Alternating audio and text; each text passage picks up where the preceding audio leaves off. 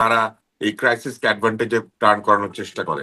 এবং এই যুদ্ধের আরেকটি বড় বিষয় হচ্ছে এই যুদ্ধের মধ্যে দিয়ে তেলের দাম বাড়বে, কিন্তু তার আগে আপনি খেয়াল করে দেখেন ভেনেজুয়েলার বিরাট তেল সম্পদের উপরে একটি পরাশক্তি তার দখল স্থাপন করেছে।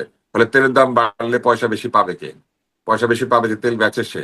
ফলে তার তেল সে কোথায় বেচে বা কে কেনে, এটা চিন্তা করতে হবে। তারপর হচ্ছে যে কথাটি বলা হলো, এখানে যেহেতু পরাশক্তি ইনভলভ হয়েছে, মনে রাখতে হবে যে অন্যান্য পরাশক্তি এখানে চুপ করে বসে থাকবে না। কারণ পৃথিবীতে আধিপত্য বিস্তারকারী একটি পরাশক্তি যদি চেষ্টা শুরু করে আধিপত্য বিস্তার করার জন্য, সেক্ষেত্রে অন্য পরাশক্তির সেই যুদ্ধে জড়িয়ে পড়ার সম্ভাবনা রয়েছে। হয়তো কেউ অস্ত্র সাহায্য দিয়ে জড়িয়ে পড়বে, কেউ সরাসরি যুদ্ধে জড়িয়ে পড়বে, এবং আশেপাশের দেশগুলি যেহেতু যুদ্ধে আক্রান্ত হচ্ছে তারাও এই যুদ্ধে জড়িয়ে পড়তে পারে। অনেক মনার্ক শাসিত বা রাজা শাসিত রাজ্যে তারা যেটা করবেন, নিজেদের রাজ্য টিকিয়ে রাখার জন্য জনগণকে বুঝ দেওয়ার জন্য হলে যুদ্ধে জড়িয়ে পড়বেন।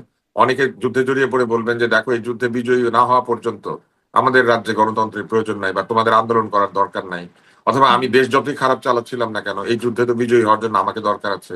এরকম নানান ভাবে বিভিন্ন মানুষ যুদ্ধে স্বার্থ নিয়ে জড়িয়ে পড়বে। যুদ্ধ মানেই হচ্ছে একদল লোকের স্বার্থান্বেষী লোকের স্বার্থ সিদ্ধি করার জায়গা। রিফিউজি ক্রাইসিস তৈরি হবে। UN high commissioner for refugees দেখবেন এখানে যেমন রোহিঙ্গাদের জন্য যাতায়াত করে, এরকম যাতায়াত শুরু করে দিবে। মানবতার ব্যাপারীরা ওইখানে যাতায়াত শুরু করবে এবং বড় বড় 5 স্টার হোটেলে থেকে তারা মানবতা উদ্ধার করবে। তারা বড় বড় এয়ারলাইন্সে করে যাতায়াত করে তারা এই মানবতা উদ্ধারের প্রক্রিয়ার ভেতর দিয়ে নতুন ভাবে তাদের চাকরিকে রিনিউ করবে। এবং কিছু কিছু সংগঠন যারা রিডান্ডেন্ট হয়ে যাচ্ছিল, এই ধরনের সংগঠনগুলি দেখবেন যে ঝাঁপিয়ে পড়বে। যুদ্ধ আসলে একটি বৃহৎ ব্যবসার ক্ষেত্র তৈরি করে। পুঁজিবাদী ব্যবসা মানে পুঁজিবাদী বিশ্বে এখন যেহেতু ক্যাপিটালিজমের জয় জয়কার, ক্যাপিটালিজমে দীর্ঘমেয়াদী গ্রোথ ক্যাপিটালিজমকে ক্ষতিগ্রস্ত করে। ফলে ধ্বংসের পরে আবার গড়ে তোলার প্রক্রিয়া না করলে পরে এই কোথাও না কোথাও গিয়ে গ্রোথ স্ট্যাগনেন্ট হয়ে যায়। ফলে প্রতি 80 বা 100 বছর পর পর একটা বড় যুদ্ধের প্রয়োজনীয়তা উপলব্ধি করছে এই এই বিশ্ব। এবং এখন তো এই ৮০ বিশ্ব ১০০ বছর আসলে, হচ্ছে না, মানে এর অল্প সময়ের মধ্যে অনেকগুলো যুদ্ধ, ধরেন ইউক্রেন রাশিয়া না যুদ্ধ আপনি থেকে যদি এখন বড় আবার যুদ্ধের চলতেছে, কথা এই চিন্তা গাজা করেন যুদ্ধ, তাহলে গত ছোট্ট 300 একটা। বছরে প্রতি 80 জি। বছরে একটা করে যুদ্ধে ইউরোপ এবং এরা জড়িয়ে পড়েছে, এবং আমেরিকাও তাই। আমেরিকা তার অভ্যুদয়ের পরে প্রতিটি 80 বছর পর পর একটি করে যুদ্ধে জড়িয়ে পড়েছে, যেটা বড় যুদ্ধ। এবং এইটাকে একটা 80 ইয়ার সাইকেল নামে একটা থিওরিও আছে। ফলে আমার কাছে মনে হয় যে পুঁজিবাদের অবশ্যম্ভাবী পতন ঠেকানোর জন্য এই যুদ্ধ তৈরি করা হয়েছে, এবং এই যুদ্ধের মধ্যে দিয়ে যে ধ্বংসযজ্ঞ হবে এটাকে আবার রিনোভেশন, রিস্ট্রাকচারিং, রিকুপারেটিং, নানান নাম দিয়ে, রিঅর্গানাইজিং, রিবিল্ডিং, এইসব শব্দ দিয়ে দেখবেন যে কিছুদিন পরেই বিভিন্ন স্থানের ব্যাপারীরা ঝাঁপিয়ে পড়েছে, তারা জি। তাদের ব্যবসা নিয়ে ঝাঁপিয়ে পড়বে। মানে কারো কারো ব্যক্তি স্বার্থের কারণে হাজার হাজার মানুষের প্রাণ গেলে সবসময় কারো কিছু সবসময় কিছু লোকের পৌষ মাস হয়, বেশি লোকের সর্বনাশ বেশি হয়। লোকের সর্বনাশ। একদমই। আমি ডক্টর আব্দুল্লাহ মামুন আপনার কাছে সেই আবার বলছিলাম যে বাংলাদেশের প্রভাব কেমন পড়বে, তার আগে একটু পাকিস্তান আফগানিস্তানেও কিন্তু আবার যুদ্ধ চলছে, সেটা নিয়েও একটু ছোট্ট করে আপনি আপনার কাছ থেকে শুনি, সেটাও কি মানে আমি সেটারও যদি পরিণতি এইটার দিকে যাবে? একটা প্রসঙ্গ যোগ করতে চাই। আপনি জানেন যে গাজাতে জনমতের কথাটা কেন বললাম, যে এই বিশ্ব ব্যবস্থা তো আমরা চাই না, আগ্রাসনমূলক বা আমেরিকার আধিপত্য আমরা চাই না। আনফর্চুনেটলি যেমন তুষার ভাই উল্লেখ করলেন, আমিও বললাম যে এর আগে যখন ইসরায়েল এবং ইসরায়েল আক্রমণ করলো, আমেরিকা এবং ইসরায়েল ইরানে আক্রমণ করলো, তখন কিন্তু আমরা যে অন্যান্য পরাশক্তির যে রিয়াকশন, পার্টিকুলার রাশিয়া এবং চীন যে মাত্রায় আমরা রিয়াকশন এবং সাপোর্ট আশা করেছিলাম সেটা কিন্তু দেখিনি। এবারে একটু ভিন্ন। রাশিয়া কুইকলি রিয়াক্ট করেছে। মোটা দাগে একটা ভালো কথা হচ্ছে স্পেনের রিয়াকশনটা, দেখা যাবে যে ইউরোপিয়ান ইউনিয়নের দেশগুলো কিভাবে রিয়াক্ট করে সেটাও একটা বিষয়, কিন্তু চীন এখন ভাবে কোনো রিয়াকশন দেখায়নি। সো অন্যান্য পরাশক্তির যুক্ত হওয়ার বিষয়টা অথবা একটু মিড টার্মে দেখি, বা শর্ট টার্মে এভরিবডি উইল বি অবজার্ভিং। আর যদি দেখেন, যেটা বললাম যে ট্রাম্প এসে যে বোর্ড অফ পিসের মাধ্যমে ইসরায়েলে আগ্রাসনটা, ফিলিস্তিনে আগ্রাসনটা থামালো ইসরায়েলের, এবং ততদিনে একটা বড় ঘটনা হচ্ছে যে বোর্ড অফ পিস কিন্তু যেভাবে গঠন হওয়ার কথা ছিল, অন্যান্য রাষ্ট্রের যেটা 1 বিলিয়ন ফান্ডের কথা বলছে ট্রাম্প, তার ফান্ডে যুক্ত হবে। দু একটা মুসলিম দেশ ছাড়া কিন্তু কেউ এটাতে যুক্ত হয়নি, এবং আন্তর্জাতিক সংস্থাগুলো এটা যুক্ত হয়নি। এই পরিকল্পনাটা দিয়ে নেতানিয়াহুর একটা ইচ্ছা ছিল যে সেই ইলেকশনটা পার হবে, সেটা কিন্তু সম্ভব হয়নি। এবং তার election, this internal politics is very important. Election পার হওয়ার জন্য আর একটা কোনো কিছু ডেমনস্ট্রেট করার যে ট্রাম্প কার্ড তার সামনে এখন উপনীত হয়েছে। আপনি তো কয়েকদিন খেয়াল করেন যে আমেরিকার এখানে সাজোয়া যান, নৌবহর, শক্তি বাড়ানোর কথা আমরা শুনছিলাম, কিন্তু ইসরায়েল সহ আক্রমণ হবে আজ কিন্তু প্রথমে আমরা জানতাম যে ইসরায়েল আক্রমণ করেছে, পরে যুক্তরাষ্ট্র বললেন এরা জয়েন্টলি অ্যাটাক হচ্ছে। তার মানে আপনি খেয়াল করেন একটা সূক্ষ্ম বিষয় যে ইসরায়েল আক্রমণের নেতৃত্ব দিচ্ছে। সো এটাকে শুধুমাত্র ইরান, ইসরায়েল, যুক্তরাষ্ট্র ওয়ার হিসেবে দেখলে হবে না। বেঞ্জামিন নেতানিয়াহুর যে রাজনৈতিক আহ, ইচ্ছা যে আরেকবার ক্ষমতায় থাকা, প্রলং করা, তার জনগণকে তার পক্ষে আনা, সেটা কিন্তু আমাদেরকে একটা কাউন্ট করতে হবে। একই সাথে বোর্ড অফ পিসটা কিন্তু সাকসেসফুল হয়নি ডোনাল্ড ট্রাম্পের, যেটা চাচ্ছিল যে ওটার মাধ্যমে মধ্যপ্রাচ্যে এক ধরনের ঐক্য তৈরি করবে, মুসলিম বিশ্বে এক ধরনের ঐক্য তৈরি করবে, সেটা কিন্তু খুব ভালো রেসপন্স করেনি। যে কারণে এখন এটাকে হয়তো বা ইরান শান্তি আলোচনার পুরোপুরি থাকা বা ছাড় দেওয়ার পরেও এটাকে সামনে আনা হলো, এবং সেটা খুবই দুঃখজনক। এবং অবশ্যই আমরা আবারও বলবো যে বোর্ড অফ পিস সাকসেসফুল হয়নি, বাট ওই মডেলও যদি হয়, এখানে আমরা চাই যে শান্তি ফিরে আসুক। এবং তুষার ভাই যেটা বললাম, আমিও যেটা বললাম, যে মোটা দাগে বা দীর্ঘমেয়াদে কিন্তু দেশগুলো এই যুদ্ধে জড়ার সম্ভাবনা খুবই বেশি, এবং মধ্যপ্রাচ্যে ধারণা করা হচ্ছে যে সবচেয়ে বড় ওয়ার আউটব্রেক করতে যাচ্ছে, সেটা কিন্তু ব্রেক করল। ইন টার্মস অফ আজকের যে ঘটনাগুলো, আপনি কাতার, বাহরাইন, আমিরাত, ওমান, সব দেশে নেভাল বেস গুলোতে আক্রমণ হয়েছে বা সামরিক ঘাঁটিগুলোতে ইউএস এর আক্রমণ হয়েছে। এবং এখন সেই দেশগুলোর অবস্থান কি হবে, তারা কিভাবে কাউন্টার করবে, তো আজকের রাতটা গুরুত্বপূর্ণ। কিন্তু এটা কিন্তু প্রমাণিত হয়ে গেল যে সবচেয়ে বড় ওয়ার আউটব্রেক করতে সক্ষম হয়েছে ইউনাইটেড স্টেটস এবং জি ইসরায়েল অ্যালায়েন্স। তো সেটা আমাদের জন্য, আপনার একটা প্রশ্ন ছিল যে কিভাবে আমাদেরকে ইম্প্যাক্ট, জি আমাদের তো একটা যেটা বললাম যে আমাদের তেলের মূল্য, আমাদের প্রোডাকশন ক্ষতিগ্রস্ত হবে, আমাদের সাপ্লাই চেইন সিরিয়াসলি ডিপেন্ডেন্ট, সেটা ক্ষতিগ্রস্ত হবে। ফ্রেট ফরওয়ার্ডিং, আমরা জাহাজের বাইরেও ফ্রেট ফরওয়ার্ডিং করি, আন্তর্জাতিক মার্কেটে আমরা অনেক সময় এই ধরনের সিচুয়েশন বিমানে আপনার ডেলিভারি দিতে হয়, যদিও একটা ক্লোজ থাকে যেটাকে বলে প্রমিসারি স্টাবল, যে ওয়ার হলে বা কোনো ইস্যু তৈরি হলে গার্মেন্টস প্রোডাক্ট আপনি পরেও পাঠাতে পারেন, বা স্পেস পেতে পারেন। ন্যাচারাল ক্যালামিটির ক্ষেত্রে যেটাকে আমরা যেটা বললাম যে প্রমিসারি স্টাবল বলে একটা ক্লোজ থাকে, যে আপনি সেটাকে মেনুভার করবেন, কিন্তু তারপরে ওভারঅল ইকোনমিতে সিরিয়াসলি ইম্প্যাক্ট করে। পার্টিকুলারলি যখন আমাদের একটা নতুন সরকার এসছে, যখন আমাদের গ্রোথ পার্সেন্টের নিচে, যখন আমরা চিন্তা করছি আমাদের এক্সপোর্ট বাড়াবো, আমরা অথবা ডলার রেট, আমাদের টাকার এগেনস্টে ডলারকে আরো স্ট্রং করার জন্য রেট কমিয়ে ফেলার আলোচনা হচ্ছে, তার মানে যখন আমরা একটু প্রস্তুতি নিচ্ছিলাম যে আন্তর্জাতিক বাণিজ্যে আমরা ভালো করবো, আমরা আরো র মেটেরিয়াল ইম্পোর্ট বাড়াবো, আমাদের সাপ্লাই চেইন আরো স্ট্রং করবো, একদম 10 দিন বা 11 দিন বয়সে যদি সরকার, যখন দারুণ ভাবে আমাদের অর্থনীতিতে ইম্প্যাক্ট করবে। আরেকটা জিনিস আপনাকে বলি, আপনি নিশ্চয়ই জানেন যে গোটা পৃথিবীকে যে আপনি উত্তর থেকে একটা রেখা টানেন, নর্থ এবং সাউথের, দেখবেন যে সব সাউথের দেশগুলো পড়বে আপনার গরিব দেশগুলো, বা এলডিসির আর্গুয়েবলি 30টা বা 32টা দেশ, সবগুলো সাউথে পড়বে। এবং সেটা যখন হয় এই ধরনের যুদ্ধের ক্ষেত্রে, সবগুলো সাউথের দেশে আপনার অর্থনৈতিক ইম্প্যাক্ট করবে। তার মানে মোড়লের যে কথাটা তুষার ভাই বললো, তারা আক্রান্ত হবে, কিছু কিছু ক্ষেত্রে তাদের ব্যবসা হবে, সামরিক ব্যবসা হবে, ইউনাইটেড নেশনস এর মধ্যে ব্যাখ্যা হবে। কিন্তু যে দেশগুলোর কথা আমি বলছি সাউথের, এই সাউথের দেশগুলো কিন্তু সবসময় এই ওয়ারে খুব সিরিয়াসলি ইম্প্যাক্ট হয়। বাংলাদেশও এই সাউথের দেশগুলোর মধ্যে একটা, তার মধ্যে জি অর্থনীতি, বাণিজ্য, আমাদের খুবই আন্তর্জাতিক আশঙ্কার কথা সেটি ট্রেড, নিশ্চয়ই আপনি বলছিলেন যে সব 10-11 কিছুতে দিনের আমাদের ইম্প্যাক্ট। মানে একদম আমরা স্পষ্ট দ্রুত চাইবো যে এটা আমাদের একটা সমাধান। আফগানিস্তানে আপনি জানেন যে টিটিপি 2011 সালে যখন এই এই তালেবান সরকার প্রথম আসলো এবং ক্ষমতা দখল নিল, তখন কিন্তু পাকিস্তানের সাথে এক ধরনের দরমরম ছিল। কিন্তু খুবই টিটিপি কে, অর্থাৎ আফগানিস্তানে যে ফোর্সটাকে পাকিস্তান ইউজ করেছে, এবং এখন যেটা টিটিপি বড় থ্রেট বলা হচ্ছে পাকিস্তানের জন্য, পাকিস্তান এই লম্বা সময়টা পেরিয়ে বুঝতে পেরেছে যে ভারতের যেমন ওখানে ইনফ্লুয়েন্স বেড়েছে, একই সাথে China would have been a third country, যেটা বেসিক্যালি এদের খনিজ দিকে তাদের মূল আকর্ষণটা ছিল। পাকিস্তানের ধারণা ছিল যে সেই ব্যালেন্সটা চায়নার মাধ্যমে পাকিস্তান করতে পারবে, ইন্ডিয়ান ইনফ্লুয়েন্সটা কমবে। ইন্টারেস্টিংলি, অথবা এটা ঘোষণা দিয়ে বলা যাচ্ছে না, বাট যেটা আমি ডন, মিরর সহ যে পত্রিকাগুলো পড়ছিলাম গত 2 দিন, সেটাতে যে টিটিপি এত মাত্রায় বেড়ে যাওয়ার একটা অন্যতম কারণ পাকিস্তান ধারণা করে, যেখানে ইন্ডিয়ান ইনফ্লুয়েন্স এবং সাপ্লাই কাজ করছে এই এই গ্রুপটাতে, এবং যেটা দায় অবশ্যই তালেবান সরকারের মধ্যে গড়ায়। অসুবিধার জায়গা যেটা হচ্ছে, সেটা হচ্ছে যে এই মুহূর্তে আফগানিস্তানের যে সামরিক সক্ষমতা আর পাকিস্তানের যে সামরিক সক্ষমতা, এটা একটা অসম যুদ্ধ, হয়তো বা কিছু মর্টার সেল ছুটছে, যুদ্ধ হচ্ছে, কিন্তু পাকিস্তান এটা বুঝে শুনে এই যুদ্ধে জড়িয়েছে যে তারা পুরোপুরি হয়তো বা আফগানিস্তানের উপরে আপার হ্যান্ড প্লে করতে পারে। সমস্যা যেটা হচ্ছে যে টিটিপি কে দমন করার বদলে পাকিস্তান পার্টিকুলারলি গত 1 বছর কিন্তু বলে এসছে যেটা নিয়ন্ত্রণ করা, এটা ইন্ডিয়ান বলয়ের বাইরে আনা, এদেরকে শেল্টার না দেওয়া, সেটা শুনেনি। বরং এটা এখন কনফার্ম যে আফগানিস্তানের অ্যাটলিস্ট 8টা অঞ্চলে এই টিটিপি আরো বেশি বিস্তৃত হয়েছে, এবং যে কারণে পাকিস্তানকে এখন প্রথম দিনই 5টা হিট করতে হলো। অসুবিধার জায়গাটা যেটা হচ্ছে, আপনার গলফে একটা যুদ্ধ হচ্ছে, এইদিকে আপনার ভেনিজুয়েলা আনরেস্ট, মানে তারপরে Latin America unrest, Asia unrest, আপনি ওশেনিয়া আনরেস্ট হচ্ছে, তারপরে গোটা ওয়ার্ল্ড যখন এরকম একটা সিচুয়েশন তৈরি হবে, আমাদের মতো যারা রাষ্ট্র, শান্তিপ্রিয় রাষ্ট্র, বা আমাদের স্টেবল ইকোনমিক অর্ডার দরকার হয়, তার জন্য প্রয়োজন হচ্ছে স্টেবল ওয়ার্ল্ড অর্ডার। আমরা কিন্তু দারুণ ভাবে ধুকবো। আশা জি, করব যে একদম আমরা স্পষ্ট। আমি আমি বাংলাদেশের এই জায়গাটাতে বিশেষ করে আসতে চাইবো। একদম 30 সেকেন্ড বা 40 সেকেন্ডে যদি ডাক্তার আব্দুল তুষার পাকিস্তান আফগানিস্তান যুদ্ধ প্রসঙ্গেও আপনি বলেন যে এটিও কেমন পরিণতি নিতে যাচ্ছে, তারপরে আমি সুনির্দিষ্টভাবে আপনার কাছে আসলে বাংলাদেশের বিষয়গুলোতে আসবো, বাংলাদেশের অর্থনৈতিক অবস্থা, রাজনৈতিক সিদ্ধান্ত। জি, ডাক্তার তুষার। পাকিস্তানে তো আসলে গণতন্ত্র নাই, পাকিস্তানে কি আছে সেটা আমরা জানি। আমরা দেখেছি যে পাকিস্তানে জনপ্রিয় নেতা ইমরান খানকে বন্দি করে রাখা হয়েছে প্রায় বিনা বিচারে। তার চোখ নষ্ট হয়ে যাচ্ছে, তার স্বাস্থ্য হানি হচ্ছে, উনি বেঁচে আছেন না মরে গেছেন এটা নিয়েও গুজব ছিল। ফলে পাকিস্তানের কিন্তু অভ্যন্তরীণ পরিস্থিতি যে খুব একটা ভালো তা নয়। ফলে পাকিস্তানি শাসকরা একটা যুদ্ধ শুরু করেছেন যেখানে পাকিস্তানিদেরকে তারা বুঝতে পারবেন যে আমরা যুদ্ধ করছি এবং আমাদের যুদ্ধের কারণে আমাদের কারো থাকতে হবে এবং এইসব গণতন্ত্র টনতন্ত্র দিয়ে চলবে না, এটা বলবেন। অন্যদিকে তারাও আফগানিস্তানে যে যুদ্ধে গেছেন, পাকিস্তান কিন্তু জানে যে এই যুদ্ধে তারা জিতবেন না। এই কারণে জিতবেন না যে আমেরিকা জিতে নেই আফগানদের সাথে যুদ্ধ করে। যদিও আফগানদের অস্ত্রশস্ত্র কম বা আফগানদের অস্ত্রগত সক্ষমতা বা আর্থিক সক্ষমতা কম, কিন্তু দেশটা এরকম যে এই দেশটাকে যুদ্ধে পরাজিত করতে চাইলে ভৌগোলিক কারণে এদেরকে যুদ্ধে পরাজিত করা বেশ কঠিন হয়ে যায়।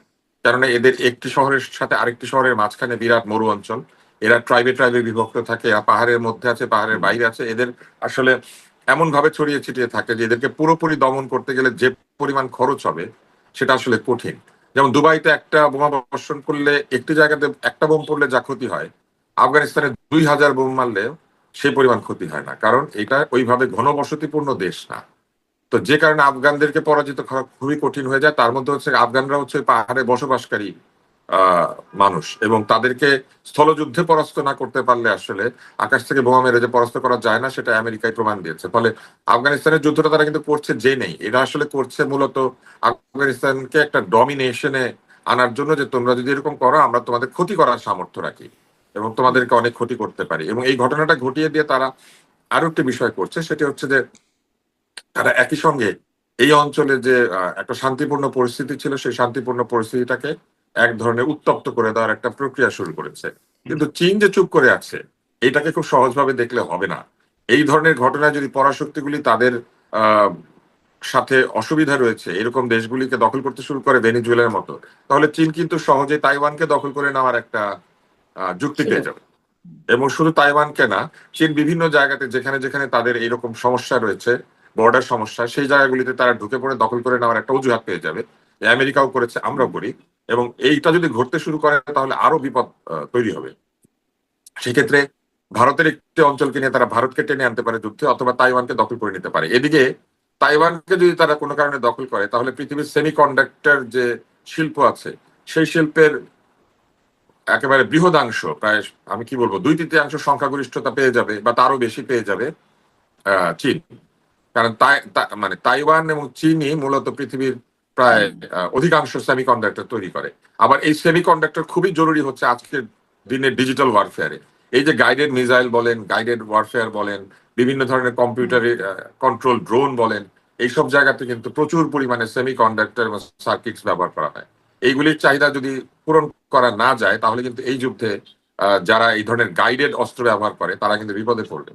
ফলে এইখানে কিন্তু অনেক ধরনের বিষয় জটিল হয়ে পড়েছে, কেননা এই যুদ্ধটা কিন্তু অনেক টেকনোলজিক্যাল যুদ্ধ। এটা কিন্তু আগের মতো এই হাতে হাতে একদমই। বন্দুকে জি, বন্দুকে যুদ্ধ না। জি, ফলে এক ধরনের বিশাল সমস্যা তৈরি হতে পারে এবং আরো কিছু দেশ ক্ষতিগ্রস্ত হবে। আমরা যদিও ভাবি যে এই দেশগুলি অনেক উন্নত হয়েছে, কিন্তু আপনি যদি সাউথ কোরিয়ার কথা বলেন কিংবা আপনি যদি ভিয়েতনামের কথা বলেন, এই দেশগুলির যে অর্থনৈতিক উন্নতি এটা অনেকখানি নর্থের উপর নির্ভরশীল, অর্থাৎ ইউরোপ এবং আমেরিকার উপর নির্ভরশীল।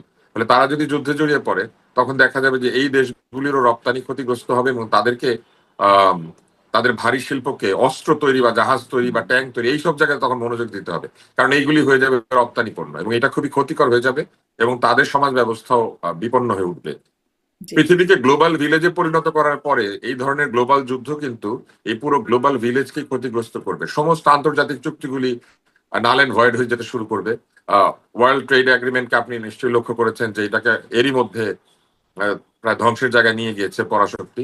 ফলে এই চুক্তিগুলি টিকবে না। বিভিন্ন জায়গাতে উন্নত দেশগুলির সাথে যে স্বল্পোন্নত দেশগুলির সহযোগিতা চুক্তিগুলি আছে সেগুলি বাতিল হতে শুরু করবে।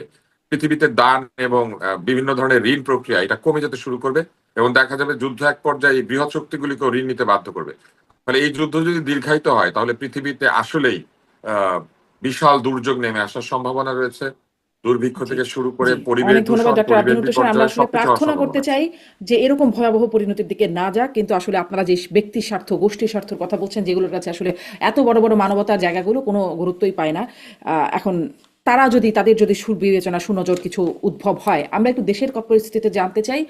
একে তো আন্তর্জাতিক এই যুদ্ধ, নানান কিছুর প্রভাব বাংলাদেশের উপর আছেই, তার উপরে বাংলাদেশেও নানান রকম সিদ্ধান্ত হচ্ছে, যেগুলো নিয়ে অনেক আলোচনা সমালোচনা আছে। আমি একে একে বিভিন্ন বিষয় নিয়ে একটু ছোট ছোট করে আপনাদের কাছে শুনতে চাই। ডাক্তার আব্দুল মুত্তাসির, আপনার কাছে মানে বাংলাদেশ ব্যাংকের গভর্নর নিয়োগ নিয়ে অনেক কথা হচ্ছে, অনেক আলোচনা সমালোচনা আছে। যেহেতু হয়েই গেছে অনেক কিছু, একটু সামারি করে আপনাদের কাছ থেকে আসি যে এটি আসলে কেমন বিবেচনার নজির রাখলো সরকার এইরকম একটা ঘটনায়, যে আগের গভর্নরের এরকম একটা অসম্মানজনক বিদায়, নজিরবিহীনভাবে একজন ব্যবসায়ীর গভর্নর হয়ে যাওয়া, যাকে কেউ আসলে আমরা খুব চিন্তা মনে, যেখানে সবসময় বাংলাদেশ ব্যাংকের গভর্নররা এমন ফিগার থাকেন যাদেরকে আমরা চিনি, জানি, বা বিশিষ্ট অর্থনীতিবিদ, বিশিষ্ট আমলা, এরকম ব্যক্তিত্ব।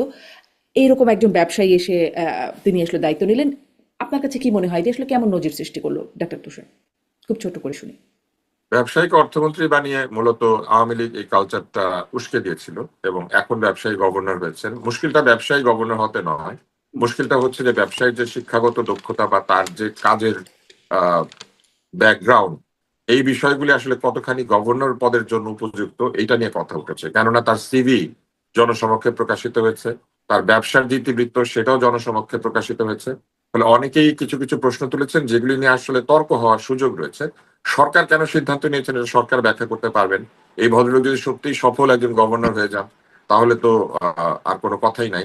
কিন্তু যে বিষয়গুলি নিয়ে মানুষ আপত্তি তুলেছেন তার মধ্যে একটি হচ্ছে যে তিনি কিছুদিন আগেই তার নিজের সোয়েটার ফ্যাক্টরি বা গার্মেন্টস হুম। ফ্যাক্টরির যে ঋণ রয়েছে সেই ঋণকে পুনঃতফসিলীকরণ করেছেন। তার মানে তিনি ঋণ ঠিক মতো পরিশোধ করতে পারছিলেন না।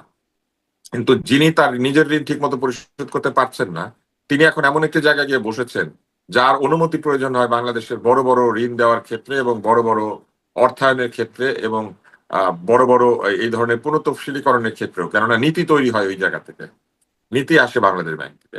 তারপরে দ্বিতীয় যেটা সেটা হচ্ছে উনি কিছুদিন আগে যেহেতু ব্যবসা করেছেন এবং হুম। বাংলাদেশের বাণিজ্যিক ব্যাংক থেকে ঋণ গ্রহণ করেছেন, সেই ব্যাংকের এমডি বা তার যেসব ব্রাঞ্চে তিনি ব্যাংকিং করেন তাদের উচ্চপদস্থ কর্মকর্তাদের সঙ্গে তার কিন্তু গভর্নরের সাথে ব্যাংকারদের যে সম্পর্ক সেরকম সম্পর্ক ছিল না। ফলে এইখানে এক ধরনের অসুবিধা তৈরি হওয়ার সম্ভাবনা রয়েছে। হঠাৎই টেবিলের এই পার থেকে একেবারে টেবিলের ওই পারে গিয়ে একদম উপরে তিনি বসে পড়ছেন, এটা নিয়েও একটি সন্দেহ অনেকে প্রকাশ করেছেন। ধরেন কিছুদিন আগেই হয়তো উনি আহ কোন বড় ব্যাংকের এমডি কে ভাই ডেকেছেন অথবা স্যার ডেকেছেন। এখন তিনি ভাইও ডাকতে পারবেন না, স্যারও ডাকতে পারবেন না, উল্টা সমস্ত ব্যাংকের এমডিরা গিয়ে তাকে স্যার ডাকবে। এখন যে ব্যাংকের এমডি কিছুদিন আগে তাকে লোন দিয়েছেন 89 কোটি টাকা পুনঃতফসিল করেছেন এই গভর্নরকে, তিনি তার সামনে দাঁড়ালে আসলে সম্পর্কটা কিরকম হবে, এইটা একটা প্রশ্ন হিসেবে দেখা দিচ্ছে। আর তৃতীয় জায়গা তো অবশ্যই যে বাংলাদেশে এর চাইতে অনেক বেশি সিভি শক্তিশালী এমন অর্থনীতিবিদ আছেন, এমন ব্যাংকার আছেন, এমন অর্থ বিষয়ে গবেষণা করেছেন এরকম গবেষকরা আছেন। এদের সবাইকে বাদ দিয়ে কেন তাকে পছন্দ করা হয়েছে এটা একটা হুম। ব্যাখ্যা যদি সরকার দিতেন, যদি হুম। বলতেন যে এই কারণে তাকে আমরা উপযুক্ত মনে করেছি, তাহলে কিন্তু এই তর্কগুলি সব কমে যেত। কিন্তু সরকার নীরব রয়েছেন। মুশকিল যেটা হয়েছে যে আগের গভর্নর আহ হুম। তার নিজের অপসারণের খবর নাকি মিডিয়া থেকে পেয়েছেন, মানে মিডিয়া থেকে কেউ জেনে তাকে জানিয়েছে, তারপর তিনি শিওর হুম। হয়েছেন। এটা উচিত হয় নাই। আমার মনে হয় তাকে ডেকে বললেই হতো যে আপনি পদত্যাগ করেন, অথবা আমার মনে হয় যে তাকে সহজেই জানানো যেত যে আপনাকে আর 2 দিন পরে আমরা অপসারণ করছি, এটা বলা যেত। একটা সমস্যা রয়েছে, আগের গভর্নরের যে নীতিগুলি রয়েছে সেই নীতিগুলি কতদিন চলবে এটার ব্যাপারে একটা ধোঁয়াশা তৈরি হয়েছে। ঠিক এই মুহূর্তে সরকার যখন মাত্র ক্ষমতা এসেছেন তখন এই নীতিগুলি কতদিন চলবে চলবে না এই বিষয়গুলি সম্পর্কে হুম। সুস্পষ্ট ধারণা না থাকায় আহ অর্থনীতির যে জগৎ সেই জগতে এক ধরনের সন্দেহ এবং অবিশ্বাসের একটা বিষয় তৈরি হয়েছে। অনেকেই চিন্তা করছেন যে হয়তো এই আগের গভর্নরের যেসব নীতি ছিল বা যেসব কর্মসূচি ছিল সেগুলি হয়তো এই সরকার রাখবেন না। সেটা না রাখলে পরে পরিবর্তিত পরিস্থিতিতে তারা কি করবেন এটা নিয়ে অনেকে চিন্তিত হয়ে উঠেছেন। যেমন নীতি সুধারের একটা বিষয় রয়েছে, সংকোচনমূলক মুদ্রানীতির একটা বিষয় রয়েছে, হুম। তারপরে ব্যাংকগুলিকে আহ মার্চ করে একীভূত করে নতুন ব্যাংক তৈরি করে সেখানে সরকারের অর্থায়ন, এনবিএফআই বা নন ব্যাংকিং ফিনান্সিয়াল ইনস্টিটিউটে যে অত্যন্ত মধ্যবিত্তরা তাদের পেনশনের হুম। টাকা, তাদের সংসার চালানোর টাকা, তাদের বাবার রেখে যাওয়া সম্বল রেখে যারা বা বিধবা দরিদ্র তারা যারা সম্বলটা রেখে মাসিক আয় কিংবা ত্রৈমাসিক আয়ের ভিত্তিতে সংসার চালাতেন, তাদের যে টাকাগুলি বহুদিন ধরে আটকে গিয়েছে এই টাকা আগের গভর্নর ফেরত দিবেন বলেছিলেন। রমজানের মধ্যেই মূল টাকা ফেরত দেওয়া হবে এই কথা তিনি অঙ্গীকার করেছিলেন। সেই অঙ্গীকারের বিষয়ে এখন আর কোনো কিছুই জানা যাচ্ছে না। ফলে সাধারণ মানুষ আবারও ক্ষতিগ্রস্ত হওয়ার ভয়ে আতঙ্কিত হয়ে উঠেছে এবং জি, যে কিন্তু ব্যাংকগুলিকে আমি একীভূত আসলে এই করা হয়েছে। প্রশ্নটা করতে চাই ডাক্তার আব্দুল লতিফ স্যার, আমি এই প্রশ্নটাও একটু আপনাদের দুজনের কাছে আসতে চাই যে এই যে আপনি বললেন যে আসলে ভালোভাবে করতে পারতো, রদবদল তো বিভিন্ন ক্ষেত্রে হচ্ছে। আমি ডাক্তার আব্দুল্লাহ মামুন আপনার কাছ থেকে এটা শুনে আমি আবার আব্দুল লতিফ স্যার আপনার কাছে এই প্রসঙ্গে আরেকটু কথা বলবো যে মানে সুন্দরভাবে করতে পারতো, এভাবে করতে হলো কেন? সরকার কি বার্তা দিতে চাইলো বা দিল এর মধ্য দিয়ে? সরকার কি মানে মানে ডোন্ট কেয়ার একটা টাইপের আচরণ দেখাচ্ছে এই জায়গায়, যে যেই প্রশ্নগুলো উঠবে, যেটি আপনারা বলছেন, বিশ্লেষকরা বলছেন বা আলোচনায় আসছে, সেটি সরকার নিশ্চয়ই জানতো যে এইরকম একটা সিদ্ধান্তের ফলে এরকম তর্ক বিতর্ক সমালোচনা তৈরি হবে। তার ব্যাকগ্রাউন্ড নিয়ে প্রশ্ন উঠবে, আগের গভর্নরকে বিদায় জানানোর উপায় নিয়ে প্রশ্ন উঠবে, তারপরেও এইরকমই একটা প্রক্রিয়ায় গেল। কেন গেল? মানে এর আগেও আমরা কথা বলেছি পররাষ্ট্রমন্ত্রী কিভাবে আসলেন, আর তাকে নিয়ে এই সরকারের স্বরাষ্ট্রমন্ত্রী সাবেক যখন ছিলেন না তখন তিনি অনেক সমালোচনা করেছেন, পুরো বিএনপি সমালোচনা করেছে। কেন আসলেন সেই জবাবও আমরা কেউ কোথাও জানতে পারলাম না। মানে সরকারকে যেখানে যা খুশি সেভাবে সিদ্ধান্ত নিতে পারছে, জবাবদিহিতার আমি বিষয়টা। প্রথম যে জিনিসটা বলতে চাই সেটা হচ্ছে যে বাংলাদেশ ব্যাংকে একটা ইস্যু তৈরি হয়েছিল হাসান এস মনসুরের এগেইনস্টে। এখন সেটার সাথে এটার সম্পর্ক আছে কিনা, এটাও গুলিয়ে ফেলা ঠিক হবে কিনা, সেটা কিন্তু বিষয়। এবং আসলে ওই যে মবটা, বা কেউ কেউ বলছে মব, বা একটা কয়েকজন অফিসার রিভল্ট করলো বা তারা বক্তব্য দিল যে এই গভর্নর ঠিক পারফর্ম করছে না, করাপশন এলিগেশন আনলো, হুম। সেটার সঙ্গে